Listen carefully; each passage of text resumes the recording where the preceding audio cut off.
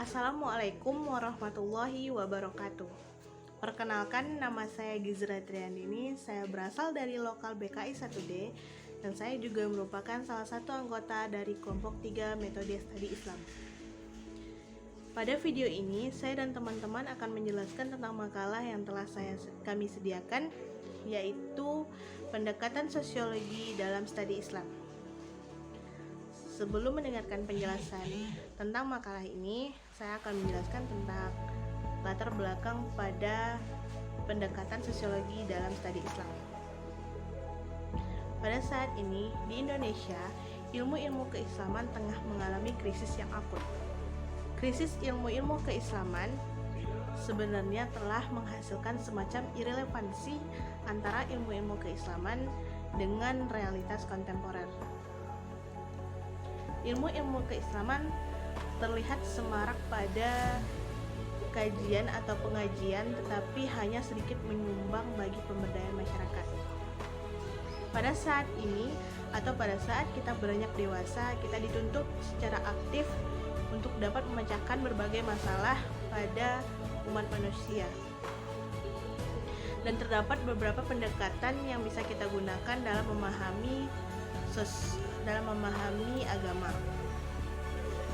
Yang pertama itu psikologis, historis, astronomis, filosofis, dan teologis. Begitu pula dengan pendekatan filosofis.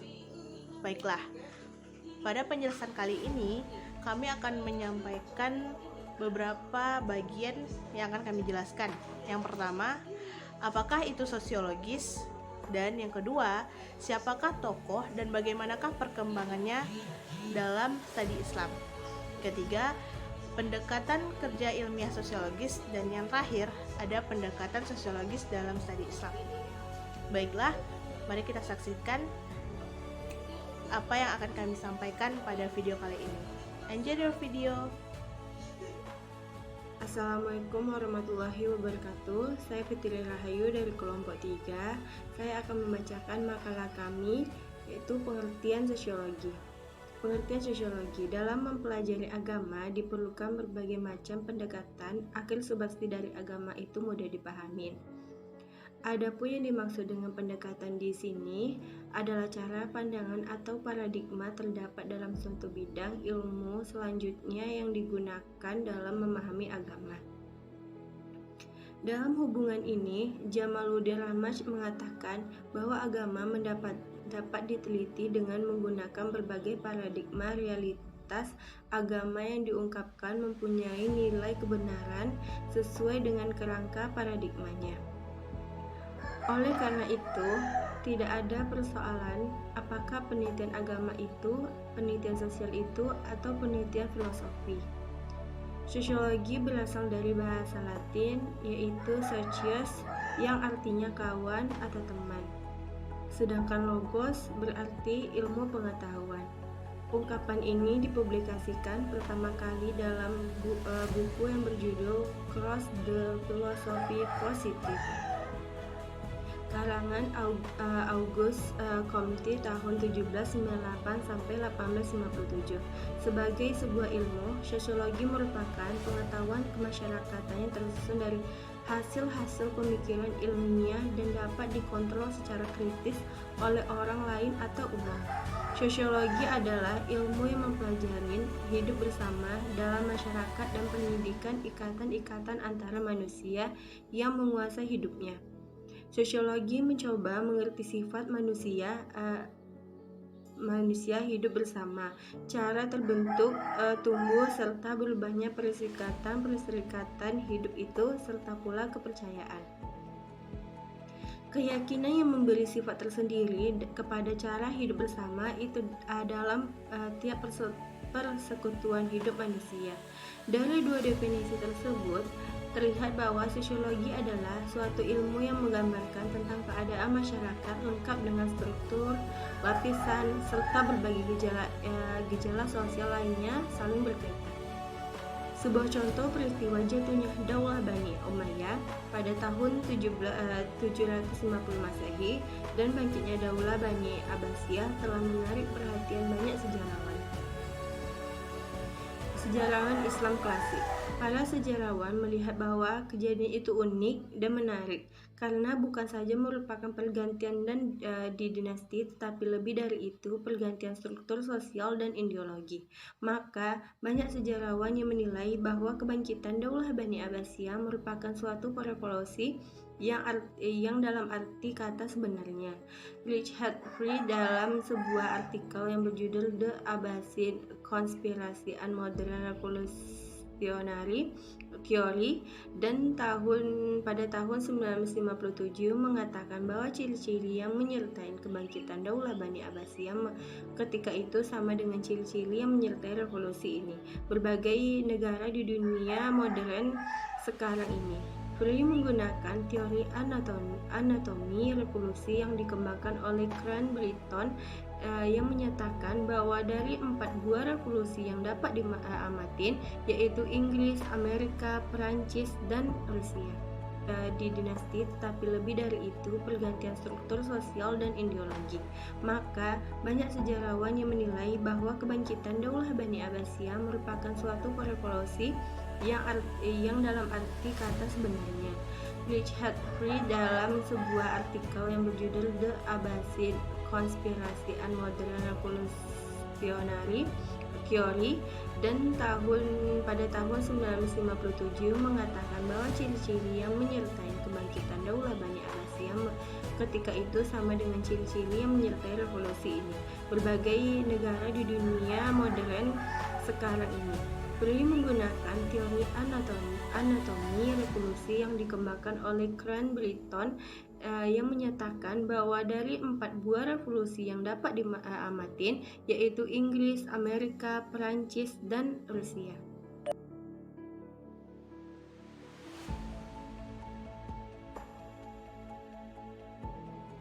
Assalamualaikum warahmatullahi wabarakatuh. Saya Waude Siti Nurdamilanda akan membahas mengenai tokoh-tokoh perkembangan sosiologi sebagai pengaturan. Tokoh pertama adalah tokoh Ibn Khaldun pada tahun 1332 Masehi, tokoh yang lahir di Tunisia, Afrika Utara pada tanggal 27 Mei 1332 Masehi atau 1 Ramadan 732 Hijriah. Beliau hidup dalam situasi konflik yang begitu keras antara muslim tradisionalis, rasionalis, dan kaum sufi. Situasi yang tidak harmonis tersebut yang mendorongnya untuk mempelajari masyarakat secara serius. Dalam kajiannya, ia telah menemukan sejumlah karya sosiologi seperti kitab Al-Ilbar yang berisi sejarah umum dan universal, masyarakat, dan Muqaddimah yang berisi pembahasan tentang sosiologi. Ibn Khaldun telah merumuskan tentang model suku bangsa nomaden yang keras dan masyarakat yang halus bertipe menetap dalam suatu hubungan yang kontras. Model tersebut diwarnai oleh warisan khusus dari pengalaman gurun pasir di Arab. Tujuannya tidak hanya memberikan deskripsi historis mengenai masyarakat Arab, namun juga untuk mengembangkan prinsip-prinsip umum dan hukum-hukum yang mengatur dinamika-dinamika masyarakat dan proses-proses perubahan sosial secara keseluruhan. Tokoh kedua adalah tokoh Auguste Comte pada tahun 1798 sampai dengan 1857. Di tangan Comte, sosiologi sebagai sebuah disiplin ilmu yang semakin jelas bentuknya.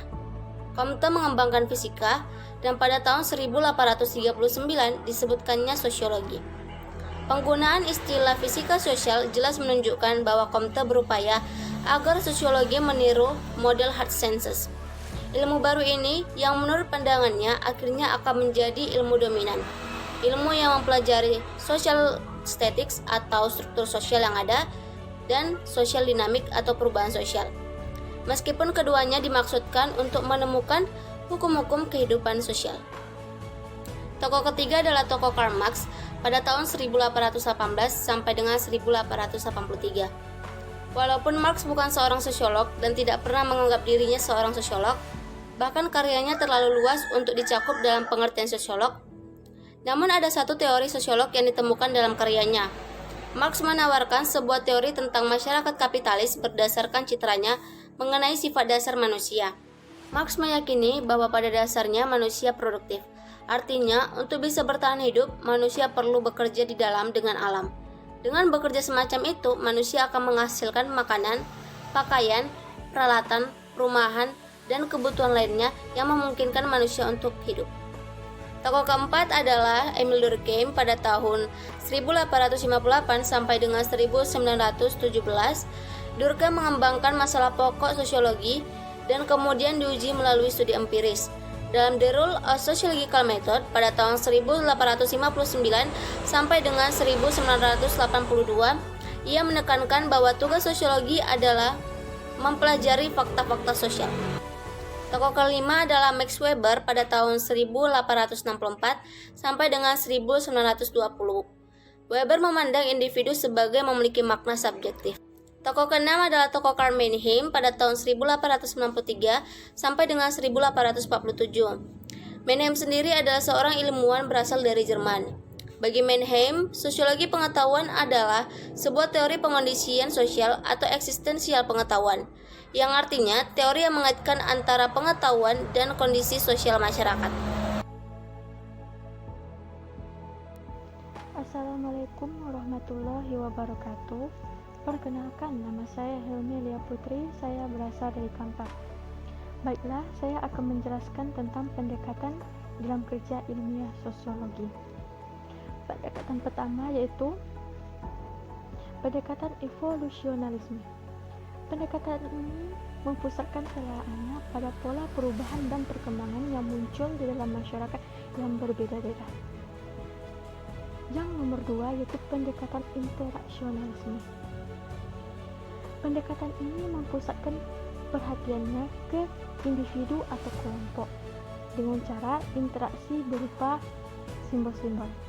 Misalnya, lampu merah, kuning, hijau, lalu lintas. Yang ketiga yaitu pendekatan fungsionalisme. Dalam pendekatan ini, masyarakat menjadi salah satu jaringan kerjasama kelompok yang saling menguntungkan satu sama lain dalam sebuah sistem harmonis. Pendekatan fungsional ada dua asumsi.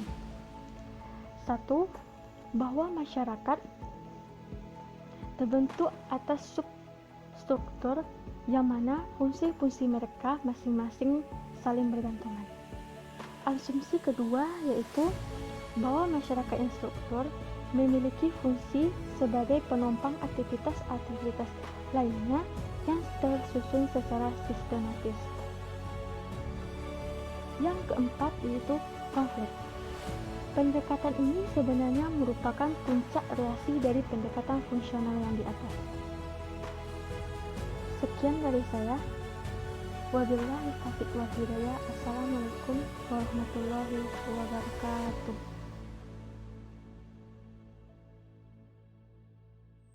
Assalamualaikum warahmatullahi wabarakatuh. Perkenalkan, saya Fitratul Aulia. Saya akan menyambung pendekatan sosial dalam studi Islam. Yang pertama, perhatian agama Islam terhadap masalah sosial. Alasan besarnya perhatian agama Islam terhadap masalah sosial meliputi: yang pertama, dalam Al-Quran atau kitab-kitab hadis, proporsi terbesar kedua sumber hukum Islam itu berkenaan dengan yang kedua, bahwa ditekannya masalah muamalah atau sosial dalam Islam ialah adanya kenyataan bahwa bila urusan ibadah bersamaan waktunya dengan urusan muamalah yang penting, maka ibadah boleh diperpendek. Namun, bukan berarti ditinggalkan. Yang ketiga, bahwa ibadah yang mengandung segi kemasyarakatan diberi ganjaran lebih besar daripada ibadah yang bersifat perorangan. Yang keempat, dalam Islam terdapat ketentuan bila urusan ibadah dilakukan tidak sempurna atau batal karena melanggar tantangan tertentu, maka tebusannya ialah melakukan sesuatu yang kelima, dalam Islam terdapat ajaran bahwa amal baik yang mengubah kemasyarakatan mendapat ganjaran lebih besar daripada amal dosa. Bagian kedua, aplikasi sosiologi dalam pengembangan ilmu keislaman. Bagi pengembangan ilmu keislaman,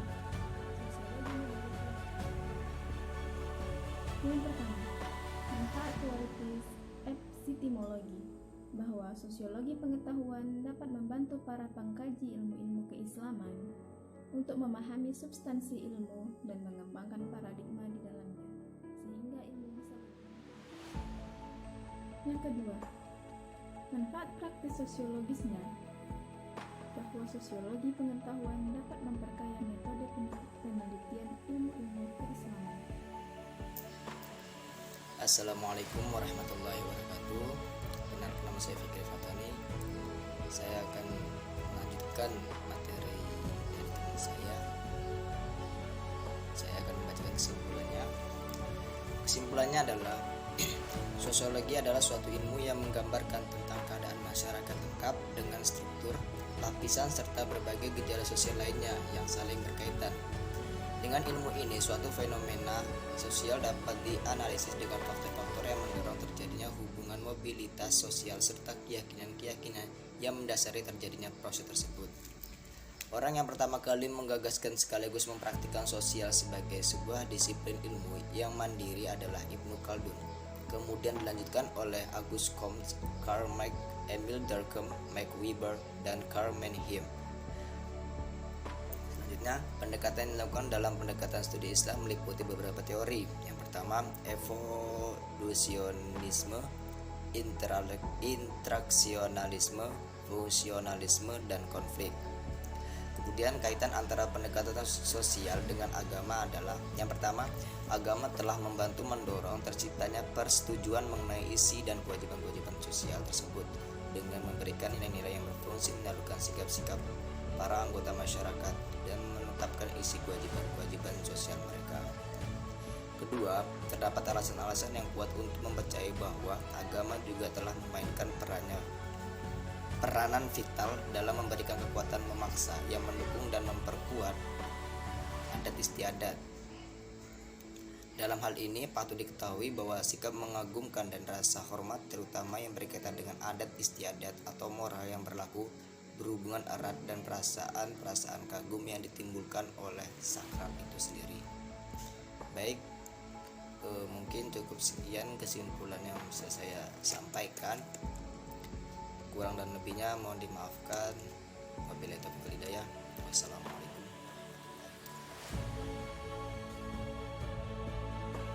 Baiklah, itulah video penjelasan dari kami tentang pendekatan sosiologi dalam studi Islam. Kami dari kelompok 3 mohon undur diri. Wassalamualaikum warahmatullahi wabarakatuh.